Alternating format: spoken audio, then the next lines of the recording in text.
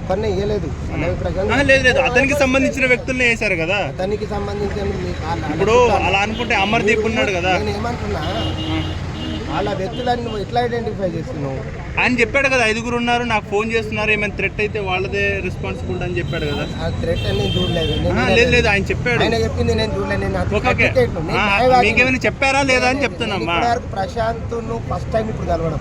Okay first time నేను అవునవును మీరు అవునవును నేను ఒక రైతు కోసం మీరు పోరాడుతున్నారు. అవును నేను రైతు కుటుంబం నుంచి వచ్చినోడిని. నేను ఒక 50 మంది అడ్వకేట్లు కలిసి చేసి మా సోదరులు, మా సీనియర్లు, మా జూనియర్లు అందరూ కలిసి కోఆర్డినేషన్ చేసి ఒక సామాన్య మానవునికి న్యాయం చేసినాం. అది సాటిస్ఫై మాకు సాటిస్ఫై. ఇప్పుడు ఎవరు చేసేది ఏంటి అనేది ఏదైనా ఎవిడెన్స్ ఉంటేనే మాట్లాడతాం. మేము చాలా జాగ్రత్తలకు లోబడి క్రమశిక్షణ. కానీ ఇలాంటి చిన్న చిన్న వాటికే ఇంత అంటే బిగ్ బాస్ 7 విన్నర్ కదా. అంటే కొద్దిగా పోలీసు వాళ్ళు కొద్దిగా సమయం పాటించి మధ్యాహ్నం నుండి ఇలా కొడుతున్నారు. నేను యూట్యూబ్లో నిన్న చూసిన నైట్ చూస్తుంటే పోలీసు అక్కడ ఉన్నారు, ఎలా కొడుతున్నారు, కంట్రోల్ చేయలేకపోయారు. కంట్రోల్ చేయాలి, లా అండ్ ఆర్డర్ ఉండాలి కదా.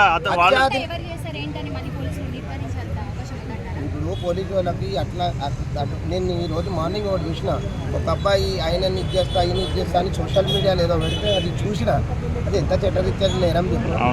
ఇప్పుడు మా సోషల్ మీడియా ఉందానికి ఇష్టానుసారంగా వ్యవహరిస్తే చట్టం తన పనికి అంత తీసుకపోతుంది. జాగ్రత్త నోరు అదుపులో పెట్టుకొని చక్కగా ఇది చేసి వ్యవహారం ఉండాలి. అభిమానం ఉంటే పూలదండ వేయాలి, ఇది చేయాలి, హలో ఇవ్వాలి, షేక్ హ్యాండ్ ఇవ్వాలి, మంచిగా ఉండాలి, నమస్కారం పెట్టుకోవాలి, వాళ్ళ ఇంటికి పోయి స్వీటో ఇవ్వాలి.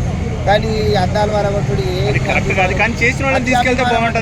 అది అభిమానం ఉంటారు. అలా పల్లవి ప్రశాంత్ చేసిరని మనం నిర్ధారించలేము. అందరూ వాళ్ళు వచ్చిర్రు, బిగ్ బాస్ ఉన్న వాళ్ళందరూ.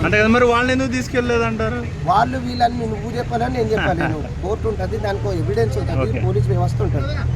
ప్రత్యేక ధన్యవాదాలు సోషల్ మీడియా వాళ్ళకి అందరికీ. థ్యాంక్ యూ అమ్మా, థ్యాంక్ యూ.